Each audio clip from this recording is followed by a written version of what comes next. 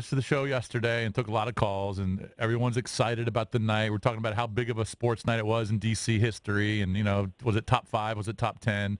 What could have been? And then, of course, the Nats are playing the Orioles. We're talking about betting against or on all 3 local teams, and a bunch of people did that. And then you come in this morning, and it's like a funeral. Yeah. That's how quickly it changes. It really does, and it's funny because I had a long conversation with Alan May after everything was done, and to get his perspective on the Capitals, and he was as dejected, obviously, and Joe B was walking around very sullen. We all felt like we kind of got punched in the gut. Wizards was worse because it was over in the first quarter. Yeah. I mean, it just, and that's hard to explain now. But at least they weren't eliminated. Right. Not yet. I mean, they have another shot tomorrow night, and if the home court advantage holds true, then they'll win tomorrow night, and then have to go back there and do that in Boston on Monday. So, I mean, and who's to say whether they'll win or not? I hope they do. They got to get something because they didn't have it last night. Whatever they had in Game 4, they didn't have in Game 5. But, Buck, it is distressing. If you go back to the Atlanta series, I think it was the first game in Atlanta where in the first quarter, the game was decided then. The Hawks were up like 29-10 or even worse on the Wizards. Same thing happens last night on the road in Boston. I'm just not optimistic about their chances. I think they might lose back here at Verizon Center. Now, maybe that's part of the Caps hangover. Yeah, but Boston hadn't looked good here. I know, but the Wizards' defense is atrocious. Bad. Oh, it's bad, yeah.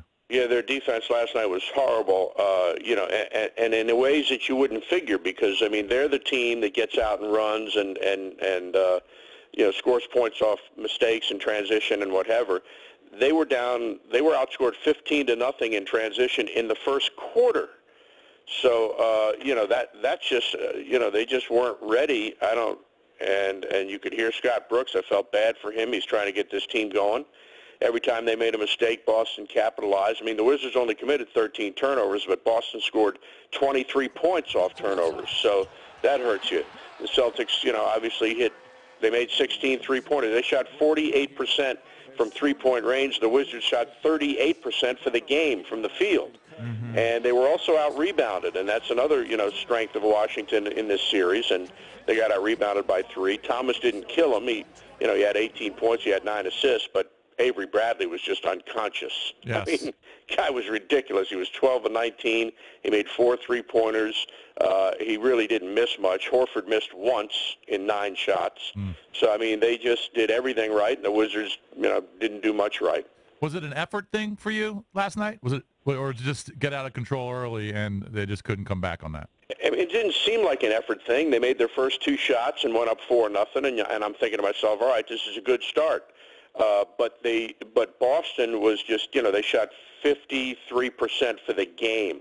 All right, and the Wizards shot 38%. So you're not going to win any game shooting 38% and the other team shooting over 50%.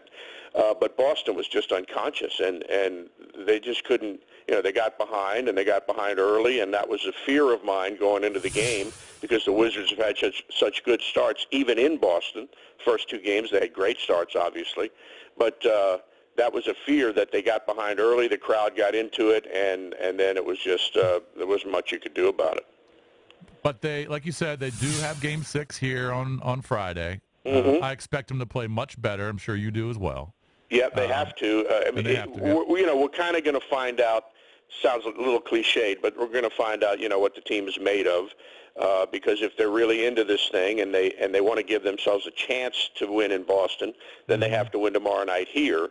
And like I say, each team has done that on their own home court, not just in the playoffs, but in the regular season too. Each team won 2 games at home. So I don't know what it is about going up there. I've been there obviously 100 times, and it's not an easy place to play or to win. But first game they were up, they had a 17-point lead, and the second game they had a 13-point lead, but they just couldn't hold it. So they got to get off to a better start. Not only tomorrow night, but if they can get back up there on Monday. What's the difference in atmospheres between TD Garden and Verizon Center? Is it as louder? What's the difference? It's not any louder. Yeah. Wizards fans have been really good, in the playoffs this year. So I have no complaints about that. They've been behind the team. They've been outstanding. I will say this to you, and this is going to surprise you a little bit. Haven't heard it much during the playoffs because I haven't been in Boston. We haven't traveled to the road games. But during the regular season, they use canned crowd noise at TD Garden. That's Wow. How about that? Is that stunning or what? Yeah, I wouldn't think they would have to do that. You wouldn't think they'd have to because their fans are great. They know the game, and they're always there. But they pipe in crowd noise, and it's hard to believe. But and I've never been proponent of that. I don't like that. That's obviously goofy. But I was stunned when I heard that. That's taking a page out of the Falcons playbook. I think they did that a few years back. So they pipe in crowd noise even on top of an already loud arena, or just when it's not loud enough? No, I mean, they pretty much, Wizards have had good crowds there when they've been there. They always have good crowds there.